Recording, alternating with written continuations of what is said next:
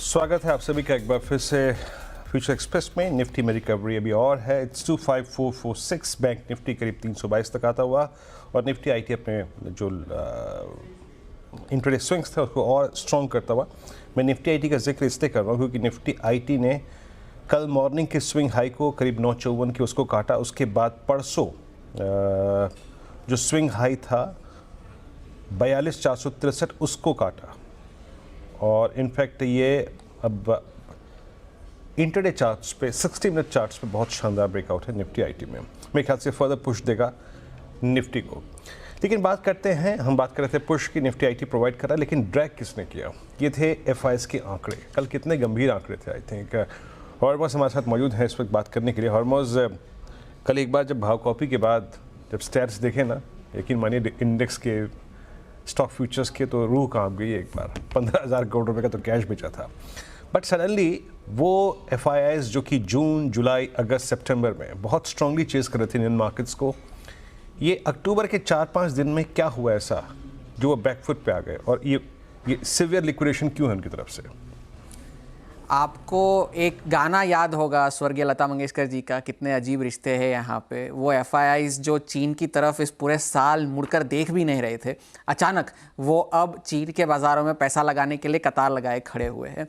तो ये एक बड़ा फैक्टर रहा है जिस वजह से एफआईआईज की जो बिकवाली थी, जो कल के सत्र में जिसका आपने जिक्र किया, वो 4 सालों में सबसे बड़ा फिगर था एफआईआईज की बिकवाली का। अब वो फिगर कितना था? 15,243 करोड़ रुपए की बिकवाली कल के सत्र में एफआईआईज ने की, जो 4 सालों में सबसे ज़्यादा थी। मगर आपको एक दिलचस्प बात ये बता दें कि ये जो सेलिंग थी वो चुनिंदा लार्ज कैप शेयरों में ज़्यादा फोकस्ड सेलिंग थी।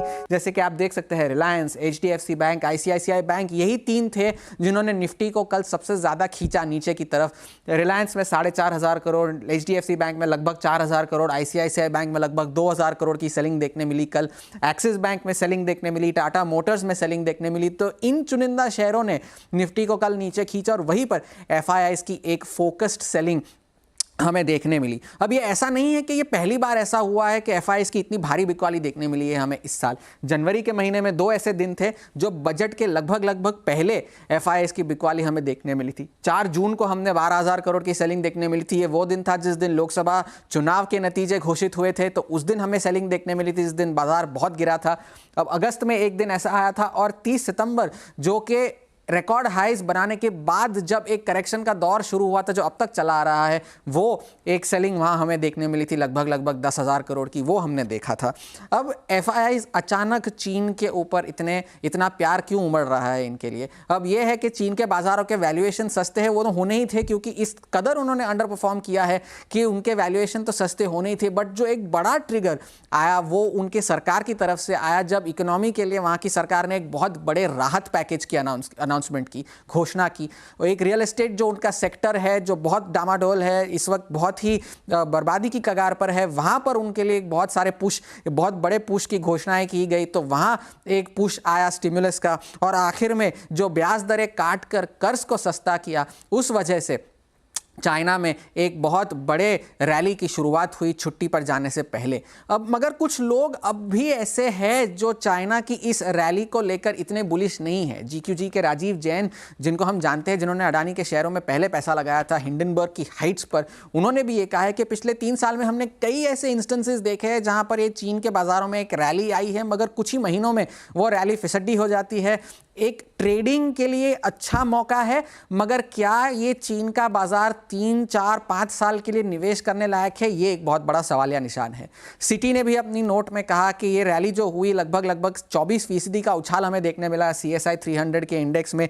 वहाँ पर कई बड़ी पॉलिसीज़ का ऐलान किया गया और इस जो रैली है वहाँ पर चीन के बाज़ारों ने अब भारत के बाज़ारों के साथ रिटर्न्स के मुकाबले कैचअप कर लिया है। मगर मजबूत मैक्रोज और बेहतर ग्रोथ, ये 2 फैक्टर फैक्टर्स है और डोमेस्टिक फ्लोज ये एक बड़ा फैक्टर है जिसकी वजह से भारत के बाजारों में निवेश बना रहेगा। और आखिर में गेवकल रिसर्च ने एक बात कही कि अगर ये रैली चल भी गई चीन के बाजारों में, फिर भी बहुत सारे विदेशी निवेशक ऐसे हैं जो अभी भी चीन में निवेश करने से कतराते हैं। चीन की मुश्किलें जो होंगी वो हमारे लिए मौके होंगे, हमें आपदा में अवसर ढूंढना होगा और भारत की ग्रोथ स्टोरी या भारत का जो बुल मार्केट है ये खत्म हो गया है, ये कहना बहुत जल्दबाजी होगी। तो चीन की रैली चल रही है, एफआईआई का ये अमर प्रेम है या सिर्फ गाने गजल तक का साथ है, ये आप तय करें कि ये रिश्ता क्या कहलाता है। देखते हैं ये मोहब्बत हरमोज कब तक चलेगी और ये वक्त इसका जवाब देगा, है ना। खैर शुक्रिया ये पूरी नंबर क्रंचिंग करने के लिए। और क्यों मोह भंग हुआ एफआईआई का कुछ देर के लिए या फिर इसका कारण क्या था। अब एक काम करते हैं, छोटा सा ब्रेक लेते हैं। जब ब्रेक से लौटेंगे तो लेंगे शिवांगी का सस्ता ऑप्शन ट्रेड और छोटे से ब्रेक के बाद हाजिर होते हैं।